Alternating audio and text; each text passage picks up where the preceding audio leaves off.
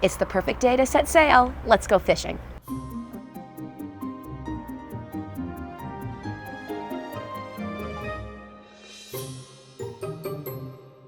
Hello everyone, it's Jenny from WeNeedaVacation.com.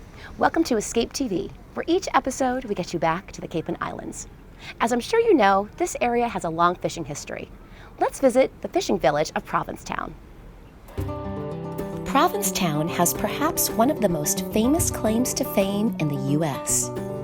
It is where the Pilgrims first landed after sailing across the Atlantic Ocean before continuing on to Plymouth. By the mid-19th century, it had become the prime maritime fishing and commercial center of Cape Cod. And in 1875, Provincetown became the state's most populated harbor. Things changed in 1898 when the Portland gale swept away half of the town's wharves and decimated the fishing industry. Since then, Provincetown experienced a heyday as an artist colony in the early 1900s and has become a very popular tourist destination since then. Definitely one of the most colorful towns on the Cape, Provincetown is an area not to be missed. You will still see fishing boats coming and going from the harbor, as well as a thriving art community. You will also now find a downtown boasting fantastic restaurants, shops, and entertainment. There is nothing like staying in P-Town and finding yourself in the center of all the action. Take, for instance, property 26786.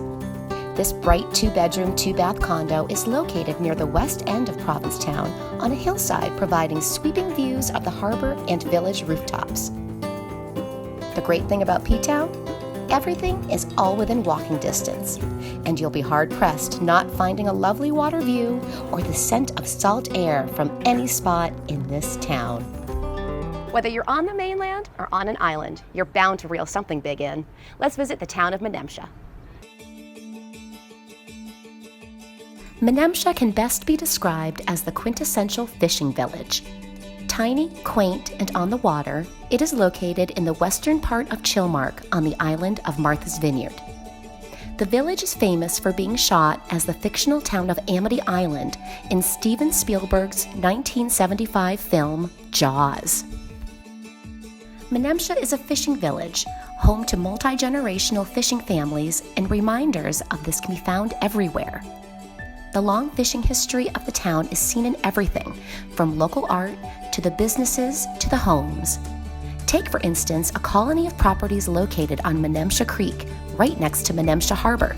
The property includes 3 cottages, all owned by the same commercial fishing family and have been in the family for several generations.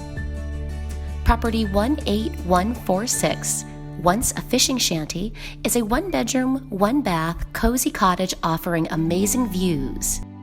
Right next door is property 17311. A little larger, this classic island cottage has 3 bedrooms and 1 bath. Also offering incredible views, it is said that the sunsets seen from this porch are just amazing. The 3rd cottage, property 17189, is a 2-bedroom, 1-bath home that was once occupied by the current owner's grandparents. They were relatives of Governor Mayhew, who settled on Martha's Vineyard in the early 1600s. No matter where you are in the town of Menemsha, be it a home, a business, or the beach, you can't escape the salty, seafaring feel of a classic New England fishing village. This next spot might be the best-known fishing village on Cape Cod. Let's head to Woods Hole. If you're talking about marine life on the Cape and Islands, there should really only be one spot that comes to mind. That's Woods Hole. Located right on the end of Falmouth, Woods Hole is home to several renowned marine science institutions, including the Woods Hole Oceanographic Institution, the Marine Biological Laboratory, and the Woods Hole Research Center. Just take a walk through the area around lunchtime, and you're just about guaranteed to overhear conversations from local scientists about their latest findings. And if you're looking to really get up close and personal, the Woods Hole Science Aquarium is where you absolutely need to go, especially if you have kids. This free, yes, I said free, aquarium actually claims to be the oldest in the United States. Walk up and down the rows of fish tanks and you'll get to see approximately 140 different species of marine animals. There's even a touch tank for the little ones.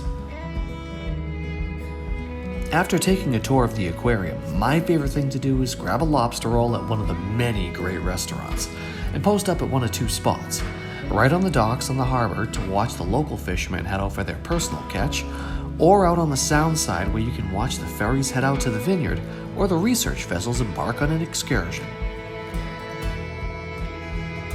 The words I always use to sum up Woods Hole are cool and fun. The homes can be described pretty much the same way. Take property 16775 for example. The shore cottage definitely lives up to its name. Located only feet from the water, this early 20th century cottage provides spectacular views and a private beach. When all is said and done, there really isn't a dull moment in Woods Hole. The scenery, the homes, the overall vibe makes this a perfect spot that you can't miss. As always, we like to end with a quote from you. Here's one you may have heard before. In the book The Old Man and the Sea, Ernest Hemingway wrote,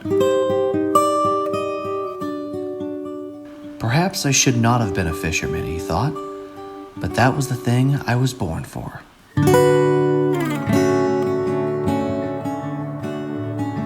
Well, that's all for this episode. We'll see you next time.